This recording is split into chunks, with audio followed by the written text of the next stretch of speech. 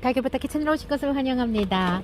많은 분들이 저에게 다육이를 공부할 수 있는 책을 좀 추천해 주세요 라고 하는 댓글이 있었는데, 제가 빨리 그거에 대응을 하지 않았어요. 왜냐면 여러분들이 원하는 그런 책들은 사실은 없어요.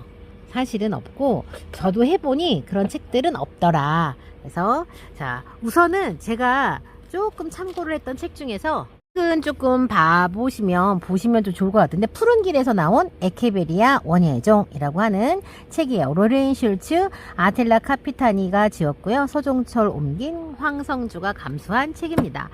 이 책은 아마 유튜브 하시는 분들은 아마 제가 이 책 보시는 분 제가 봤는데요. 여기 내용을 보시면 되게 원론적인 얘기들이 나와요. 그래서 오히려 이제 막 시작하시는 다육맘들은 모르는 다육들이 훨씬 많아요. 저도 교배종 말고 교배종 이전의 원종들은 여기서 나오면 관심이 없어요. 왜냐면 내가 아는 다육이가 아니고 내가 예쁘질 않거든요. 그래서 관심이 없는데, 여기 보시면 데비, 서든벨, 흑괴리, 그 다음에 요거 아메트롬, 그 다음에 데일리데일, 요 정도, 지금 요 정도 다육들이 있거든요. 요런 다육들이 되게 익숙하다 그러시면 이게 재밌어요. 근데 저는 요런 애들 별로 안 좋아하거든요. 프릴 계열 별로 안 좋아하는데, 다육이는요, 에케베리아 중에서 이 프릴 계열의 다육이가 차지하는 이 종이라던가 숫자가 굉장하거든요. 그래서 그런 종류들이 좀 많이 있어요. 저는 근데 안 좋아해. 그런 종류들을. 그렇다 보니까 내가 좋아하는 다육이가 나와야 재밌지. 여기 지금 보시면 요 다육이, 요거 지금 빨간 다육이가 지금 이렇게 있는데, 이게 뭔지 모르겠어요. 이름이 나와야 되는데 지금. 그래서 여러분들 요런 책들이 있고요. 여기 이제 해충과 질병에 관한 거, 근데 우리 이제 가든하고는 안 맞는 경우들이 또 있어요. 이제 안 맞는 경우들이 조금 있고. 왜냐면 우리는 보통 베란다랑 키핑장에서 키지, 외국처럼 날씨가 상시 좋아가지고 정원에서 다육이를 키우는 데는 뭐 거의 없잖아요.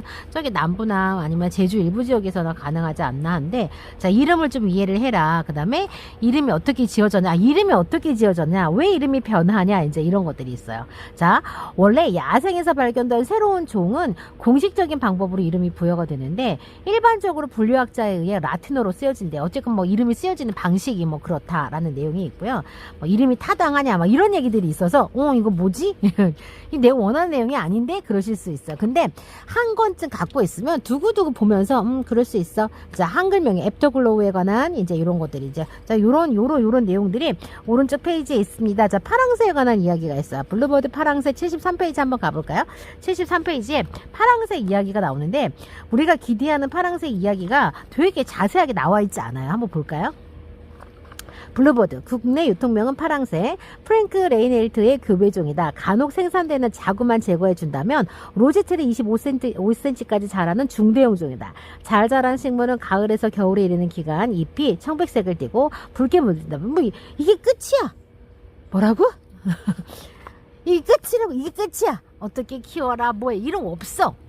이거 그림을 설명하는 건 나도 할 수 있어. 이게 커져? 뭐 모양의 새엽이야? 야, 이거 백분감이 조금 있고 핑크색이 감돌아? 뭐 이런 건 나도 할 수 있는데, 그럼 얘가 누구랑 교배했냐, 성질이 어떤, 이런 게 궁금한데 그런 내용들은 별로 없습니다. 여러분들 진짜로. 그래서 자, 제가 요 책을 보면서 이제, 근데 요즘에 또 가끔가다 다시 봐요. 다시 이렇게 한 번씩 보면서, 아, 그랬지, 아, 이랬지 라고 하면서 한 번씩 봅니다. 굳이 이 책을 사서 보실 필요는 저는 없을 것 같아요. 자, 이렇게 요 책, 그래서 궁금하신 분들은 에케베리아 원예종에 검색해서 보시면 되고요.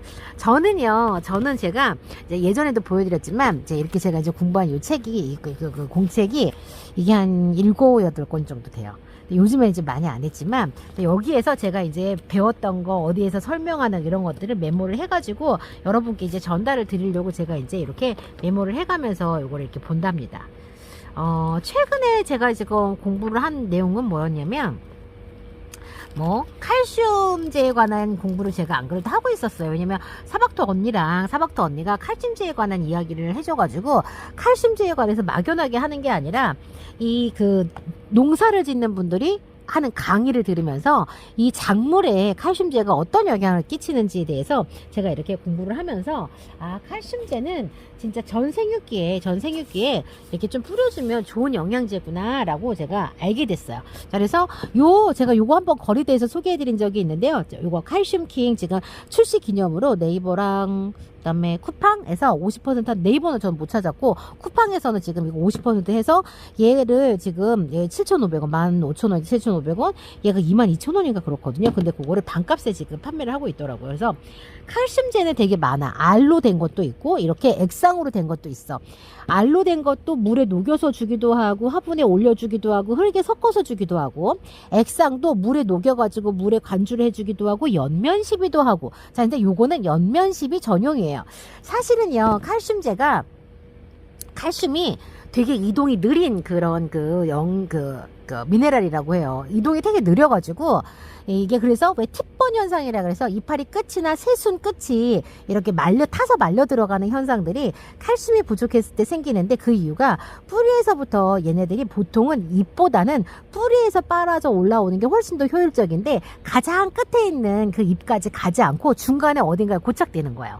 그래서 가장 많이 칼슘이 집적되어 있는 곳은 항상 잎의 맨 마지막이라고 하더라고요. 뿌리를 흡수하는 게 맨 마지막이에요. 그래서 요 끝에 타는 현상들을 이제 응급으로 우리가 해주는 게 이렇게 액상으로 해서 연면으로 시비를 하는데, 연면 시비하는 것이 어떤 원리로 이렇게 얘네들한테 도포가 영향을 주냐라고 하면 영상도 있어요. 원리에 관한 영상이 있는데, 일단 다육이 표면에 도포가 되면서 요 안에 들어가 있는 킬레이트 칼슘, 이 킬레이트화된 칼슘이 여기 딱 표면에서 여기 흡수가 된다고요. 안쪽으로도 기공으로도 많이 들어가고요. 그런데 식물은 우리 이 동물의 어떤 그런 세포랑 다르게 이 세포벽이 있는데, 세포벽과 벽 사이가 이렇게 간격이 있으면 이 세포벽과 벽 사이를 요 칼슘제가 이렇게 타고 들어가서 세포를 단단하게 만들어줘서 이런 어떤 무름병이라든가 외부 병균의 침입의 이동을 막아서 이 얘네들이 단단하게, 그러니까 근본적 면역력을 높여주는 것만 갖다 자가치유력이죠. 그러니까 스스로 이제 방어해내는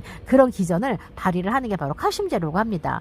약물하고는 조금 다르죠. 약물하고는 조금 다르고, 그 다음에 어떤 영양제, 성장을 위한 어떤 부피 성장을 위한 영양제가 아니라 요거는 입장 자체를 좀 단단하게 만들어주는 그런 영양제예요. 그래서 간혹 가다가 질소질이 많이 포함되어 있는 영양제랑은 혼용을 하지 말라고 하는데, 우리가 질소가 필요한 건 뭐냐면 얘네들이 부피 생장을 하고 뿌리를 번성하게 할 때 그 질소가 필요한데, 이 질소는 아기 때, 그래서 우리가 반짝반짝거리는 그런 용토들 있잖아요. 그 용토가 배양토에 많이 들어있는 이유가, 이 유묘들은요 성장을 해야 돼요. 길이 성장, 부피 성장, 이게 성장을 해야 되기 때문에 질소를 많이 넣어주고 해가지고 얘네들 덩치를 키우려고 하는데, 얘랑 조금 반대되는 어떤 그런 이 역할을 하는 칼슘을 넣어주면 유묘들이 성장하기 조금 어렵다. 그렇기 때문에 너무 이제 질소질만 들어가 있는 영양제랑은 혼용을 하지 말아라라고 하는 안내가 있는 영양제들도 있습니다. 칼슘제 중에. 그런데 많은 분들은 전 생육기에 걸쳐서 꼭 칼슘제를 써라라고 이야기를 합니다. 그 이유가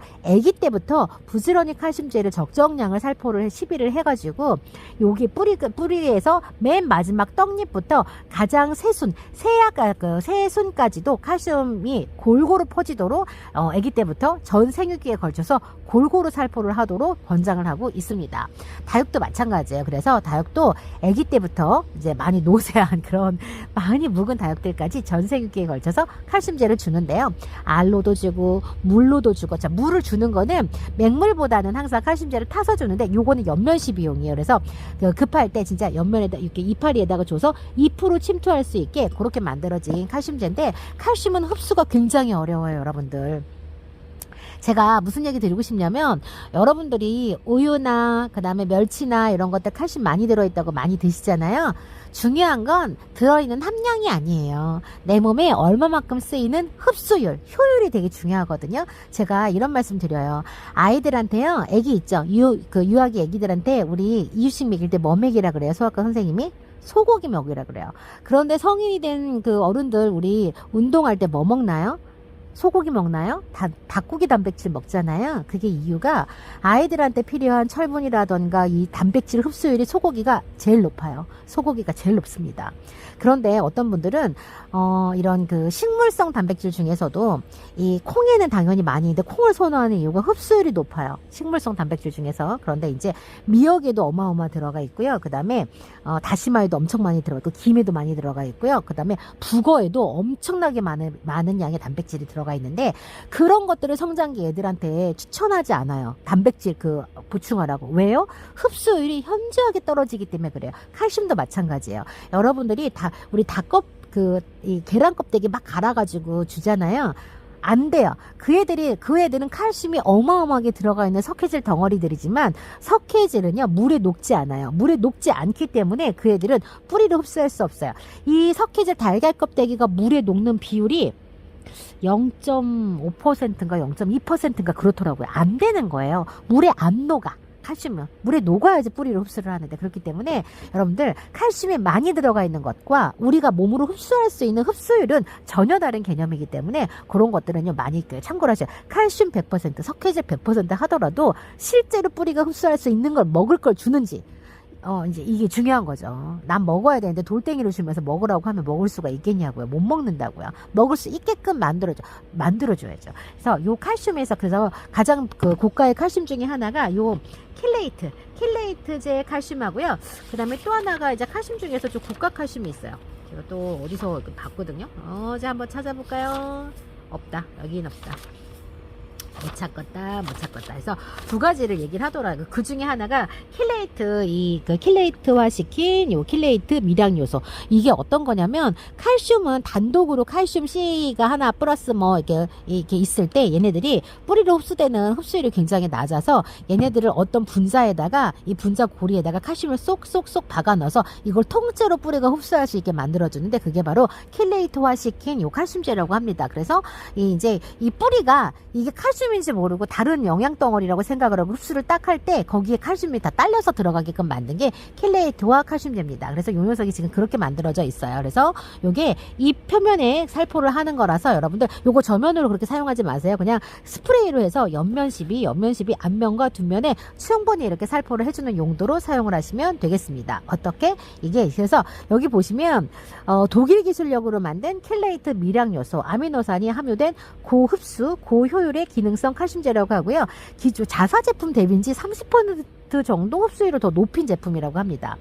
특수 킬레이트로 처리된 미량 요소는 식물의 흡수가 매우 빠르고 안정적으로 이루어져서 비료의 효과로 작물의 생육 촉진에 도움을 준다고 되어 있습니다.